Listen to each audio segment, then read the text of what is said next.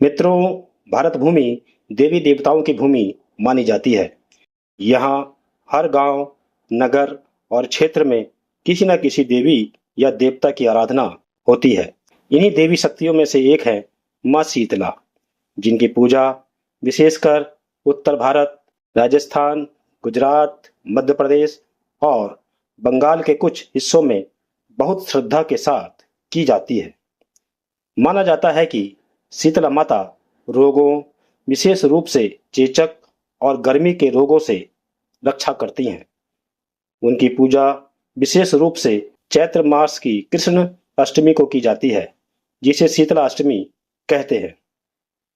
प्रिय दर्शकों, इस कहानी को शुरू करने से पहले मेरा आप सबसे निवेदन है कि आप सब मेरे चैनल को सपोर्ट तो अच्छा कर रहे हो, पर मेरे चैनल पर लाइक, सब्सक्राइब और शेयर कम आ रहे हैं। यदि आप मेरे channel motivational and spiritual world को लाइक, सब्सक्राइब और शेयर करेंगे तो इस तरह की कहानियां दिखाने के लिए मेरा मनोबल बढ़ेगा। इसलिए मेरा आप सभी से निवेदन है कि कृपया आप मेरे channel motivational and spiritual world को लाइक, सब्सक्राइब, शेयर और कमेंट अवश्य करें। साथियों, आइए अब जानते हैं शीतला माता की एक ऐसी चमत्कारिक और प्रेरणादायक कहानी जो न केवल आस्था को मजबूत करती है, बल्कि यह भी सिखाती है कि भक्ति, श्रद्धा और नियमों के पालन से हर असंभव कार्य संभव हो सकता है। दोस्तों, शास्त्रों के अनुसार शीतला माता का वर्णन स्कंद पुराण, भविष्य पुराण और देवी भागवत आदि में मिलता है। शीतला देवी को रोग नाशनी, वात पित्त शांति कारिणी और चेचक रोग की नियंत्रक देवी कहा गया है। उनका वाहन गंधर्व है और वे अपने हाथ में झाड़ू, नीम की डाली, जल का पात्र और कलश लिए रहती हैं। मान्यता है कि माता शीतला का व्रत और पूजन करने से चेचक, फोड़े फुंसी, त्वचा रोग और बुखार जैसे रोगों से मुक्ति मिलती है। उनकी पूजा ठंडे पकवानों से की जाती है, जैसे पूड़ी, मीठा चावल, रोटियां, क्योंकि उन दिनों घर में खाना नहीं पकाया जाता।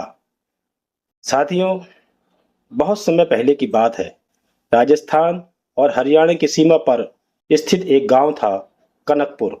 यह गांव प्राकृतिक रूप से सुंदर था, लेकिन वहां की एक बड़ी समस्या थी कि उस गांव में बार बार चेचक और अन्य संक्रामक रोगों का प्रकोप रहता था।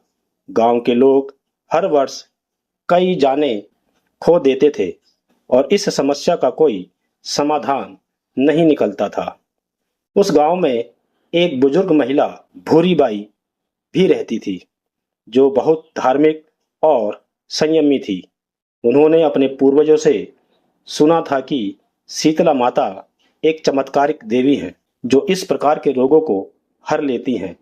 भूरी बाई ने निर्णय लिया कि वह शीतला माता का व्रत रखेंगी और पूरे गांव में उनकी पूजा की परंपरा शुरू करेंगी। और फिर मित्रों, भूरी बाई ने शीतला अष्टमी के दिन नियम पूर्वक व्रत रखा। एक दिन पहले पकाया हुआ भोजन रखा और प्रातःकाल स्नान करके बिना कुछ पकाए ठंडा भोजन शीतला माता को चढ़ाया। फिर उन्होंने नीम की पत्तियों से घर को साफ किया और शीतला माता का ध्यान किया। साथियों, उसी रात उनके सपने में एक दिव्य देवी प्रकट हुई, जिनका चेहरा तेजमय था। शरीर पर लाल चमकीले वस्त्र थे, हाथ में झाड़ू और जल का पात्र था और वे गंधर्व पर सवार थी। और फिर शीतला देवी ने कहा, भूरी बाई, तुमने मुझे सच्चे मन से पुकारा है।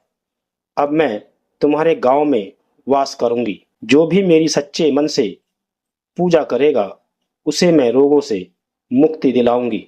और सुबह जब भूरी बाई उठी तो उन्हें लगा कि यह सिर्फ सपना था, लेकिन चमत्कार तब हुआ जब पूरा गांव, जो वर्षों से चेचक से त्रस्त था, अचानक एकदम स्वस्थ हो गया।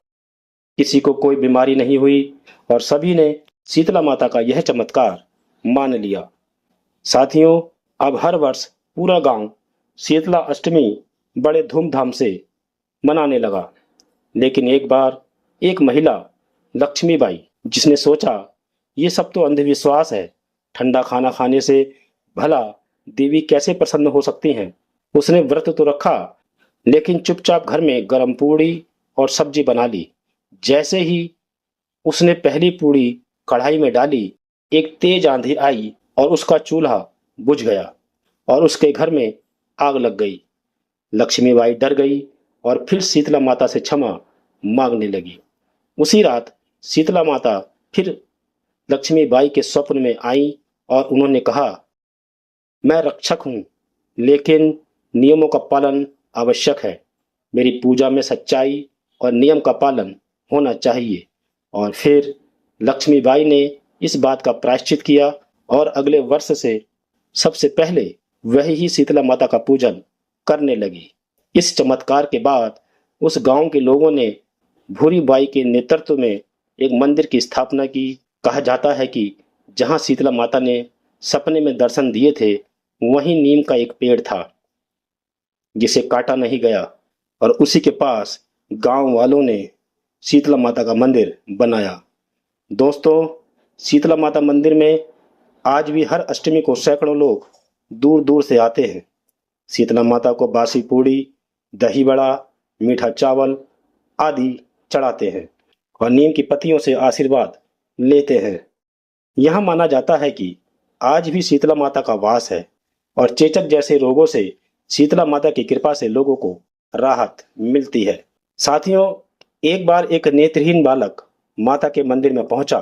कहा जाता है कि शीतला माता ने उस रात उस बालक के नेत्रों को स्पर्श किया और सुबह जब वह उठा तो उसे दिखाई देने लगा और यह घटना क्षेत्र में बहुत प्रसिद्ध हुई और शीतला माता को नेत्रदाता देवी के रूप में भी पूजा जाने लगा।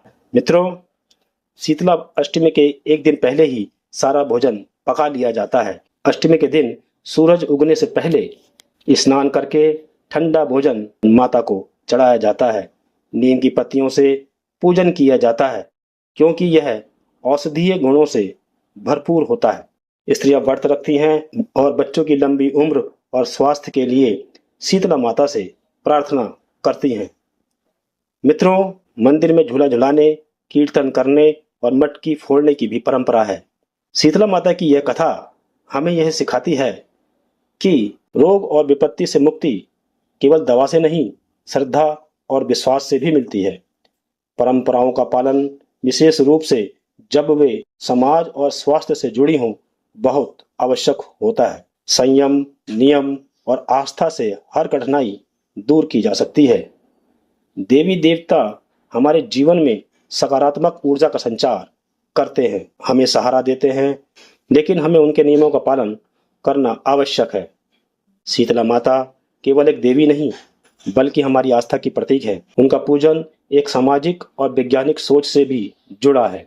गर्मियों में ठंडा भोजन, नीम की पत्तियों का उपयोग, साफ सफाई का महत्व, यह सब बीमारियों से रक्षा करने वाले उपाय हैं। शीतला माता के चमत्कार केवल दिखावा नहीं, बल्कि श्रद्धा, नियम और संयम का फल है।